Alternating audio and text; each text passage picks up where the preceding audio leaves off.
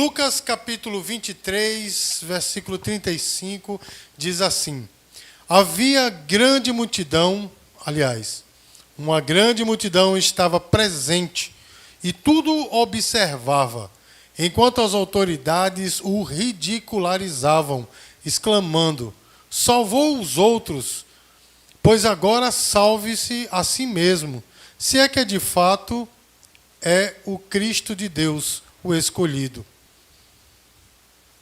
Da mesma forma, os soldados se aproximaram e também dele zombaram, oferecendo a ele vinagre. E o provocaram: se tu és o rei dos judeus, salva-te a ti mesmo. Também havia sido afixada uma inscrição acima dele, onde se lia: este é o rei dos judeus.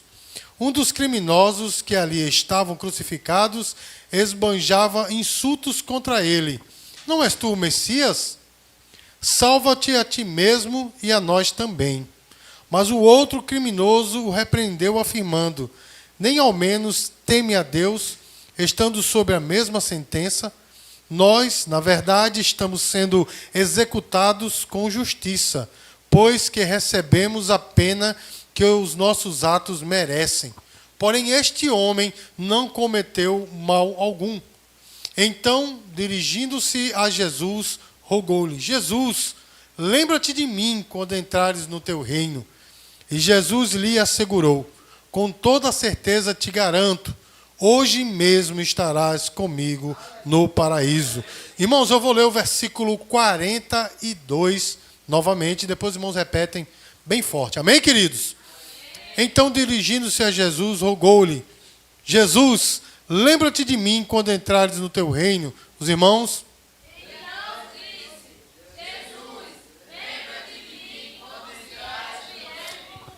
Irmãos, vejam só, eu fico pasmo assim como o relato, né, da crucificação de Jesus impacta as pessoas de maneira diferente. Quem é que assistiu aquele filme de Mel Gibson chamado A Paixão de Cristo? Quem assistiu? Acho que a grande maioria das pessoas, só não Letícia, né? A grande maioria das pessoas assistiram esse filme, ficaram impactados. Irmãos, eu fui até com minha mãe no cinema naquele tempo, eu vi pessoas chorando copiosamente, né? Minha mãe mesmo, quando lá o ator, né, interpretando Jesus, ele caía, ela fazia: levanta, meu filho, levanta, eu me lembro disso. Pessoas saíram chorando. Teve em outros lugares aí, pessoas passaram mal porque viram, né? Nunca tinham visto a crucificação de Cristo daquela forma assim tão veraz, não é, irmãos? Mas, irmãos, olha só, essa mesma imagem, né, esse mesmo relato da crucificação de Cristo tem sido pregado ano após ano. As pessoas, né, assim, se interessam, falam, mas esse relato não muda a vida dela. Você já notou, irmãos? Já notou? Tem gente que nunca foi à igreja, mas tem alguma coisa a dizer sobre a crucificação de Cristo. É ou não é assim, irmãos? E olha só, meus queridos, nesse texto que nós lemos nessa noite, nós vemos ali, irmãos, que Jesus ele estava crucificado e para ele chegar na cruz não foi fácil. Como o diácono Natan falou um pouco mais cedo, né, no louvor, irmãos, ele foi realmente torturado, né, torturado. E olha só, irmãos, na verdade, outros bandidos, né? Jesus não era bandido, mas ele foi tratado como tal, mas outros bandidos também eles eram torturados antes da crucificação. Mas dependendo da pessoa, irmãos, essa sentença ela foi muito injusta. Não é assim, irmãos? Porque Jesus não cometeu pecado algum, ele nem infringiu lei alguma, mas mesmo assim ele sofreu e ainda teve a pilhéria de todos eles e ele estava naquele momento na cruz. E nessa noite, irmãos, eu quero falar justamente sobre isso, sobre o fato, né, histórico da cruz. Eu quero falar nessa noite o impacto que a cruz tem que ter na minha e na sua vida. Amém, irmãos? Porque ao redor da cruz havia um espetáculo, ou melhor dizendo, aqueles que estavam ao redor da cruz estavam vendo um espetáculo, irmãos. Os romanos estavam ali, e todos sabem, meus queridos, que os romanos, eles eram os conquistadores. Eles haviam tomado ali a Ásia quase toda, era um império, não é, irmãos? E quando eles viram Jesus na cruz, eles começaram a zombar. Os irmãos viram no texto, zombavam dele. E dizia-se, Deus está na cruz. Tanto é, irmãos, que colocaram sobre a cruz uma inscrição em 3 línguas, latim, grego e hebraico, dizendo: eis o rei dos judeus. Isso era uma zombaria, irmãos. Olha só. E a zombaria tinha vamos dizer assim, uma intenção tão grande de abarcar todos os povos que estavam nas 3 línguas faladas naquela região. Latim, que era dos romanos, o grego, dos gregos, né, e também parte dos romanos, e o hebraico dos judeus, para que todos vissem, era uma zombaria. Não sabiam eles, meu irmão, que eles estavam profetizando, porque o que estava escrito ali, e nas 3 línguas, estava profetizando: Jesus será pregado em todas as línguas, em todos os lugares. Mas a zombaria foi grande, irmãos, porque os romanos pegaram vinagre e deram a Jesus. Irmãos, quando a Bíblia fala de vinagre aqui, está falando, irmãos, de um vinho muito inferior. Não é o vinagre como a gente tem que coloca na comida, mas era um vinho muito inferior que os próprios soldados bebiam. E pelo que a gente vem estudando, irmãos, tinha mais ou menos o sabor da cachaça de hoje. A grande maioria aqui não tomou cachaça. Eu acho que daqui só eu e o irmão Luciano que fizemos uso desse produto. E é ruim, meu irmão. O negócio desce rasgando. É ou não é, meu irmão?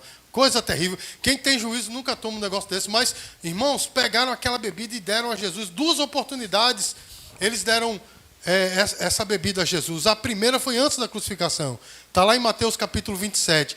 Mas eles deram essa bebida misturada com fel. Isso eles davam para quase todos os bandidos, né? Todos os condenados, porque era um tipo de anestésico. O cara ficava doidão, não é? E quando ele chegava na cruz não sentia tanto. Mas Jesus não quis beber, porque ele queria passar por tudo aquilo, por mim e por você. Amém, irmãos? Mas esse vinho, quando deram a Jesus, aquilo foi uma zombaria mesmo. Deram aquele vinho amargo para Jesus. Porque, irmão, vou dizer uma coisa: o ser humano é terrível, né, meu irmão? Quando vê o outro sofrendo, às vezes quer que ele sofra ainda mais. Faz de tudo para que ele sofra ainda mais. E essa foi a zombaria, irmãos. Eles se achavam, porque eles eram os conquistadores. E alguém que se dizia filho de Deus estava pregado na cruz. Ou seja, irmãos, na sua empáfia, no seu orgulho, eles não conseguiram ver quem estava diante dele. E olha só, irmãos, eles eram tremendamente influenciados pelo pensamento grego. E os irmãos sabem que a filosofia ela veio da Grécia. Não é assim, irmãos? E eles eram, tanto é, meus queridos, que quando Jesus fala diante de Pilatos, né, sobre a verdade, ele olha para Jesus e diz assim: quem é a verdade? O que é a verdade? E se vira, porque, irmãos, essa é uma pergunta filosófica, né? É um objeto filosófico que nenhum filósofo conseguiu chegar ao final dela, né? Até hoje os filósofos estão remexendo o que é a verdade. Não é assim, irmãos? E os romanos, eles eram tremendamente influenciados pelos filósofos gregos. Inclusive a palavra filosofia quer dizer amante da verdade. Amante da sabedoria, melhor dizendo, né? Amante da sabedoria. Irmãos, os romanos estavam com a verdade diante deles. E por causa da sua empáfia, do seu orgulho, não conseguiram ver a verdade. Os irmãos entendem, irmãos?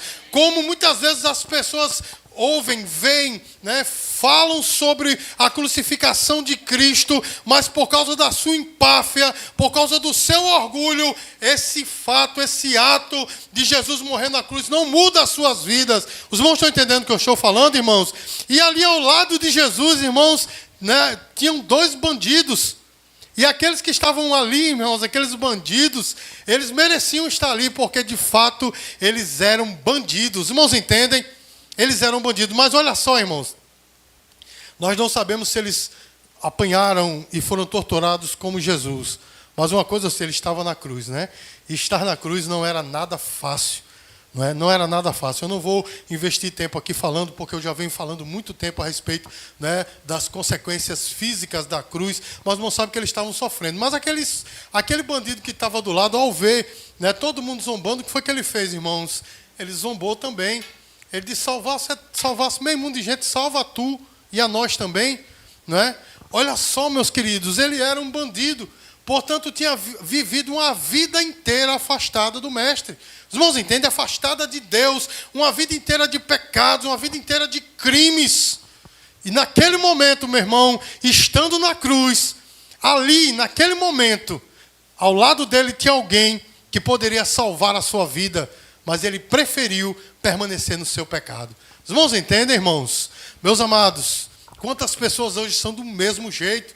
Vive a sua vida inteira, irmãos, carcomido pelo pecado. Em algum momento, irmãos, têm um contato com a verdade, mas preferem o pecado.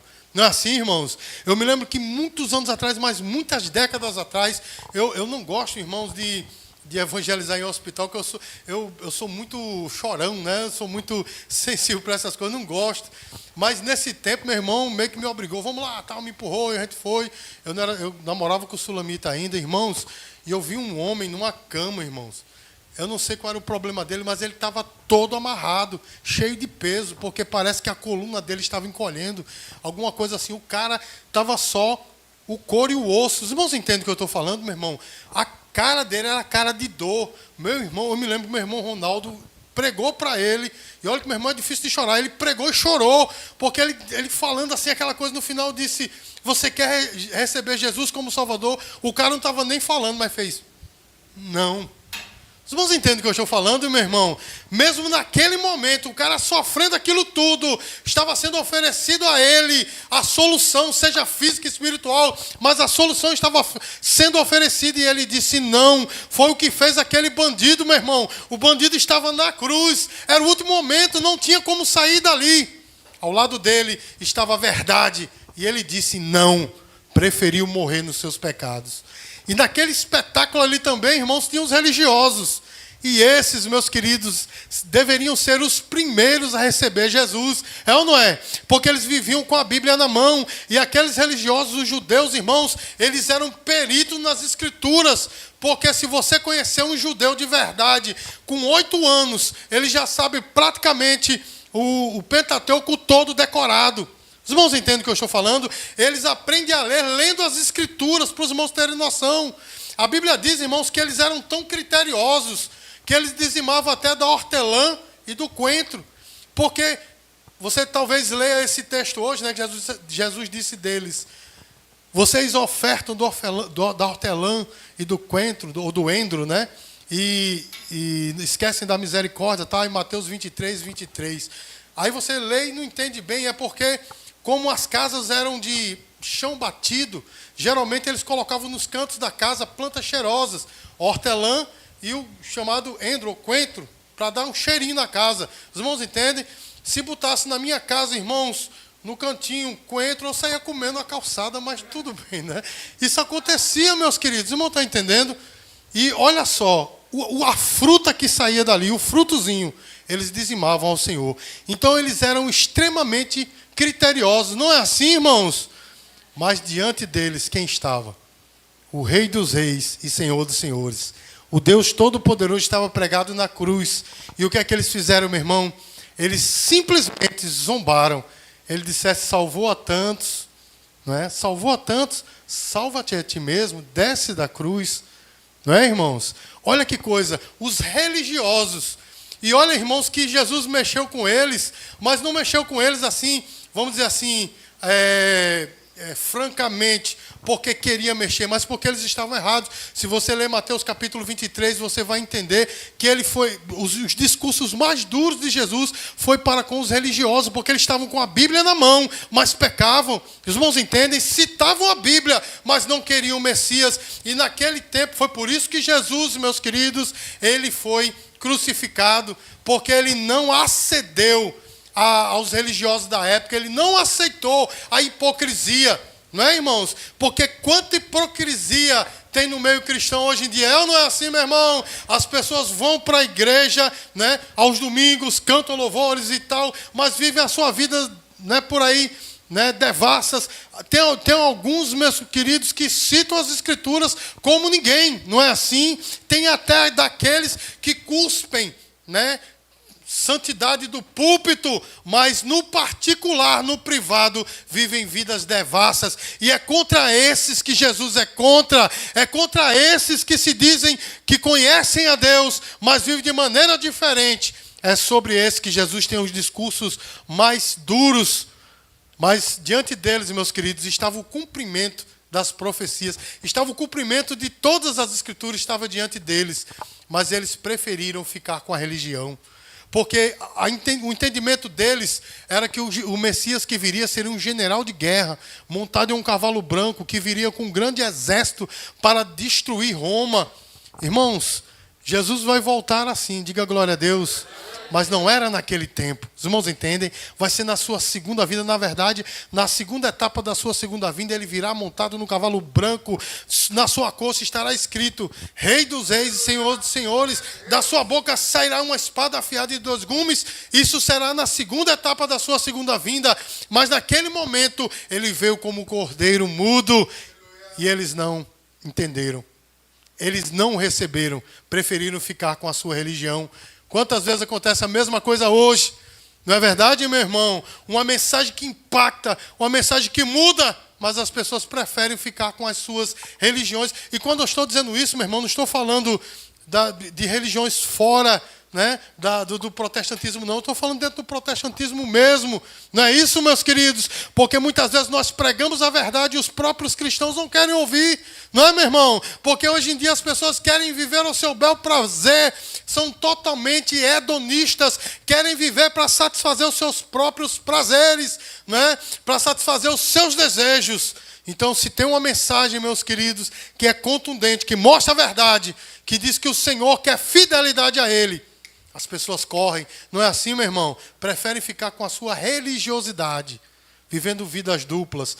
Mas diante deles, diante daqueles religiosos, estava Jesus, o cumprimento das promessas. Mas, meus queridos, olha só que coisa.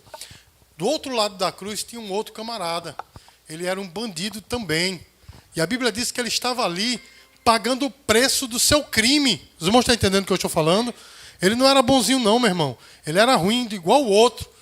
Mas quando ele viu o outro falar, ele disse: homem, cala a tua boca, porque nós estamos aqui porque nós merecemos. Mas esse homem, o que fez ele?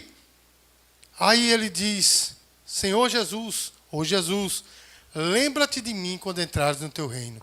Irmãos, de todos aqueles, apenas aquele bandido estava certo. Olha só, meu irmão, que ironia. Conquistadores, religiosos, pecadores, todos ali. Ninguém havia acertado quem era aquele homem. Os irmãos estão entendendo? Mas aquele bandido que passou uma vida de crimes, uma vida de pecado, no último momento, ele viu diante dele a salvação. Irmãos, ele creu que Jesus é Deus, porque caso contrário, ele não tinha dito: quando entrares no teu reino, lembra-te de mim. Ele reconheceu que Jesus é Deus. Os irmãos estão entendendo, irmãos? Até agora nós vimos, meus amados, que a religião afasta as pessoas de Deus. Não é assim, irmãos? Quando eu estou falando de religião, eu estou falando de rituais mortos que as pessoas cumprem. Isso afasta as pessoas de Deus, não é? O pecado, né, afasta as pessoas de Deus. O orgulho afasta as pessoas de Deus. Mas a atitude daquele bandido, meus queridos, o levou para o paraíso. Em primeiro lugar, ele reconheceu a sua situação, porque ele disse para o outro: eu mereço estar aqui. Você merece, porque nós somos bandidos. Ele reconheceu a sua situação e ele reconheceu quem era Jesus, porque ele disse: Senhor, lembra-te de mim quando entrares no teu reino. E ele disse para o outro bandido: pecado nenhum ele tem, ele está aqui injustamente. Irmãos, entenda a mensagem de Deus para nós nessa noite. Esse é o resgate da cruz. Em primeiro lugar, nós temos que olhar o nosso pecado. Nós temos que olhar para nós mesmos e vermos que diante de Deus nós não somos nada, porque somos pecadores e merecemos ser condenados. Porque a Bíblia diz que o salário do pecado é o quê, irmãos? O salário do pecado é a morte, e se somos pecadores, nós merecemos a morte. Mas a misericórdia de Deus entrou na nossa vida, entrou na nossa história para mudar essa situação, e ao invés de morte, nos trouxe vida. Em primeiro lugar, nós temos que reconhecer a nossa situação, irmãos. Nós não podemos ser orgulhosos como foram os romanos, dizer: eu preciso lá da ajuda de ninguém. Eu já contei aqui para os irmãos que eu estava evangelizando alguém há décadas atrás, quando eu estava trabalhando numa empresa, e a menina disse assim: por que Jesus teve que morrer por mim? Que pecado eu tenho? Eu tenho pecado eu não bebo, não fumo, né? aqui e ali eu discuto com alguém, mas estou na minha. Eu digo, já está pecando, minha querida. A Bíblia diz que quem não tem pecado já está pecando. Não é verdade, irmãos? Tem pessoas que se acham assim, eu mesmo não. Alguém diz assim, para que eu preciso de igreja? Para quê? Não é assim, meu irmão? Eu não bebo, eu não fumo, não é? Eu não, sei lá, enfim. Essas coisas que as pessoas dizem, para mim está tudo ok. Meu irmão, nós precisamos de Deus porque somos pecadores. Somos como aquele bandido na cruz. Nós vivemos uma vida de pecado e só Jesus pode nos salvar. Amém, irmãos? E o segundo ato daquele bandido é que é fenomenal, porque ele reconheceu que só em Jesus há salvação. E eu vou dizer de novo, só em Jesus há salvação. A salvação não está numa placa de igreja, a salvação não está num religioso, a salvação não está numa estátua, nem em um dinheiro que você dá para uma instituição de caridade ou mesmo para a igreja. Não, meu irmão. A salvação não está em nada disso. A salvação é só em Jesus. Só Ele que pode mudar a nossa história. Você pode dar o dinheiro que for. Você pode bajular a pessoa que for. Você pode ter o status que for. Nada disso vai mudar a tua vida. Mas Jesus, o Deus eterno, aquele que foi crucificado por mim e por você, Ele pode mudar a sua vida. E Ele não foi crucificado porque pegaram Ele à força. Ele foi voluntariamente. Como eu disse no início, quiseram dar um vinho para ele misturado com fel, que era um anestésico, que ele ia ficar doidão na cruz, não ia entender muita coisa, ia morrer, né, sem sentir muita dor. Ele disse, não, eu quero, porque eu vim para isso, eu vim para pagar o preço. Os irmãos entendem, irmãos? O diabo quis impedir Jesus de chegar na cruz. Sabe desde quando? Desde o início. Desde Gênesis 3,15, quando Deus disse assim, da tua descendência, ó mulher, nascerá um que pisará a cabeça da serpente. Desde ali, o diabo quis impedir Jesus de chegar na cruz. Com a morte, né, dos meninos que nasciam lá no Egito. Os irmãos se lembram disso, que a parteira pegou e escondeu Moisés, a mãe. Enfim, aquilo ali já era para impedir Jesus de chegar na cruz. Os irmãos entendem, irmãos? A perseguição ao povo judeu é para impedir Jesus de chegar na cruz. A morte preconizada por Herodes, né, daquelas criancinhas, é para impedir Jesus de chegar na cruz. Aquele fato da tentação de Jesus no deserto é para impedi-lo de chegar na cruz. Irmãos, em João 6, quando o povo pega Jesus, coloca no braço e queriam proclamar o rei, aquilo também era uma tentação para impedi-lo de chegar na cruz. Quando Jesus estava lá no Getsemane orando, aquilo ali também, meus queridos, de certa forma, foi uma tentação para que Jesus não chegasse na cruz, irmãos. E quando Jesus estava na cruz, quando todos diziam, desce daí, né? Se você é Deus, desça daí, a última tentação. Os irmãos entendem o que eu estou falando, irmãos? Tudo isso para impedir Jesus de pagar o preço. Mas Ele quis pagar o preço por você. Sabe por quê, meu irmão? Porque Ele te ama. E nada impede esse amor. Nada se interpõe no meio. O diabo, o inferno todinho, pode se levantar para impedir de você encontrar-se com Deus. Mas Deus nessa noite está dizendo, nada vai me impedir de salvar a tua vida. Mas nós temos que ser aquele bandido da cruz. Irmãos, eu quero dizer para os irmãos, eu sou aquele bandido da cruz. Eu gosto de me ver assim, o bandido da cruz. Um homem que passou a vida negando Jesus, mas no momento certo, ao vê-lo diante, recebeu Jesus como um Salvador. Eu gosto de me entender assim. Eu não quero me entender como um romano, né, empáfido, orgulhoso, conquistador, dizendo, eu preciso lá de Jesus. Eu também, irmãos, não quero ver como um pecador, passou a vida inteira pecando e dizendo, eu não preciso de Jesus, desde que eu tenho o meu pecadozinho de estimação e que eu tenho meus desejos satisfeitos, está tudo certo. Também não quero. Eu também não quero ser um religioso, irmãos, que a religião tome o lugar de Deus na minha vida. Não, não quero, meu irmão. Eu quero ser o bandido na cruz. Aquele que diz, eu preciso de ti. Eu sou o pecador e preciso de ti. Preciso da tua salvação. Então que nessa noite, meu irmão, eu e você sejamos como o bandido da cruz. Irmãos, não deixemos para amanhã o que a gente pode fazer hoje. Eu sei que é um adágio popular muito conhecido, mas isso é muito verdadeiro. Deixemos para amanhã não. O contato com Jesus é hoje. Se Jesus trouxe para nós esta palavra, é porque você é importante para Ele. Você é tão importante para Ele que em Romanos capítulo 8, versículo 32, está escrito, Ele não poupou nem o seu próprio filho por amor de você. Quem daria um filho por amor de um bandido? Quem daria um filho por amor de um pecador? Ninguém. Mas o Pai deu por você. Você é importante para Ele. E é por isso que nessa noite Ele nos trouxe essa palavra. Que nós sejamos como o bandido da cruz. Reconheçamos a nossa condição de pecador. A condição de afastados dEle. Reconheçamos que nós precisamos dEle. E que nessa noite nós clamemos: Senhor, lembra-te de mim. Amém, irmãos? Amém. E o Senhor assim falar. Dá uma salva de palmas para o Senhor Jesus.